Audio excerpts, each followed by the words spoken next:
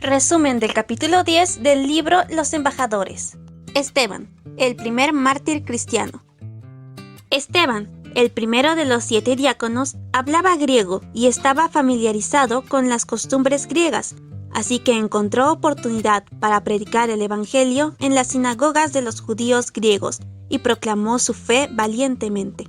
Los rabinos estudiosos y los doctores de la ley se enfrentaron a él en discusiones públicas, pero no podían hacer frente a la sabiduría ni al espíritu con que hablaba. Derrotó totalmente a sus oponentes. Los sacerdotes y los gobernantes estaban llenos de amargo odio. Decidieron silenciar su voz. En varias ocasiones, los judíos sobornaron a las autoridades romanas para que pasaran por alto casos en que aquellos habían juzgado, condenado y ejecutado a prisioneros por su propia mano. Los enemigos de Esteban no dudaron de que nuevamente podrían seguir esa conducta impunemente y lo llevaron ante el consejo del Sanedrín para juzgarlo. Se convocó a judíos eruditos con el propósito de refutar los argumentos del prisionero.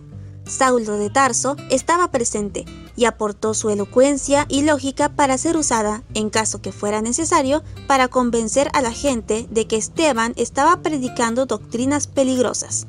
Pero en Esteban encontró a alguien que poseía completo entendimiento del propósito de Dios en la proclamación del Evangelio a otras naciones.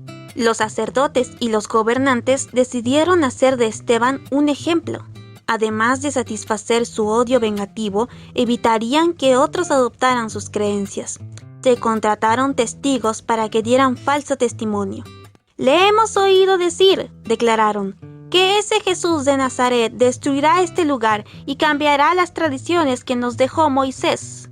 Mientras Esteban permanecía en pie para contestar a las acusaciones, todos los que estaban sentados en el consejo vieron que su rostro se parecía al de un ángel. Muchos temblaron y cubrieron sus rostros, pero los gobernantes no vacilaron en su terca incredulidad y prejuicio.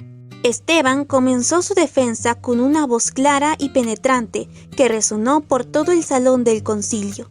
Con palabras que mantuvieron cautiva a la asamblea, repasó la historia del pueblo escogido. Demostró tener un conocimiento completo de la economía judía y de su interpretación espiritual, que ahora se hacía manifiesta por medio de Cristo.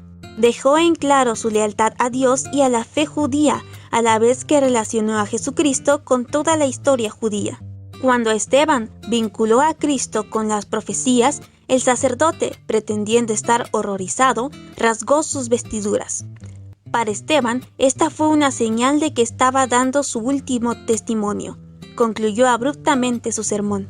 Volviéndose hacia sus furiosos jueces, clamó: «Tercos, duros de corazón y torpes de oído, ustedes son iguales que sus antepasados. Siempre resisten al Espíritu Santo. ¿A cuál de los profetas no persiguieron sus antepasados? Ellos mataron a los que de antemano anunciaron la venida del justo, y ahora a éste lo han traicionado y asesinado ustedes, que recibieron la ley promulgada por medio de ángeles y no la han obedecido». Los sacerdotes y los gobernantes estaban encolerizados. En sus crueles rostros el prisionero leyó su destino, pero no titubeó. El miedo a la muerte había desaparecido para él. La escena que estaba ante él se esfumó de su vista. Las puertas del cielo estaban abiertas, y mirando hacia adentro vio a Cristo, como si justo se hubiese levantado de su trono para sostener a su siervo. Esteban exclamó: «Veo el cielo abierto y al Hijo del Hombre de pie a la derecha de Dios».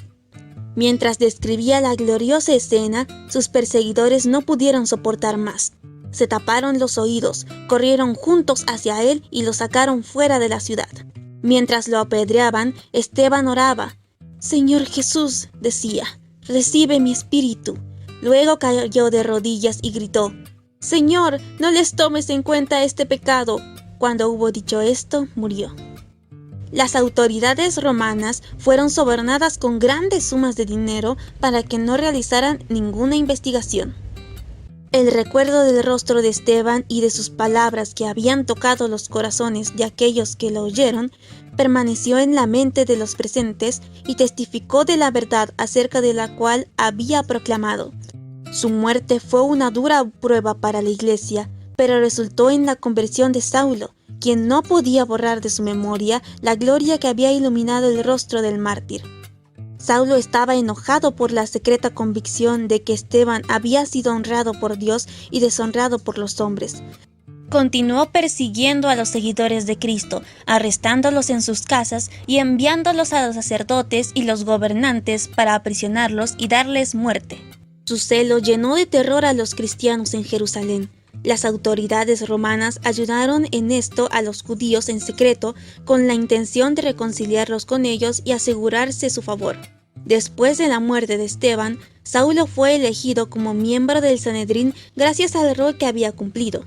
Fue un instrumento poderoso en las manos de Satanás para llevar a cabo su rebelión en contra del Hijo de Dios. Pero uno más poderoso que Satanás había escogido a Saulo para ocupar el lugar del mártir, Esteban, para llevar por todos lados las nuevas de la salvación por medio de su sangre. Y este es el resumen del capítulo 10 del libro Los Embajadores. No olvides compartir este video con tus compañeros de clase o con otras personas que tú creas que puedan necesitar este resumen.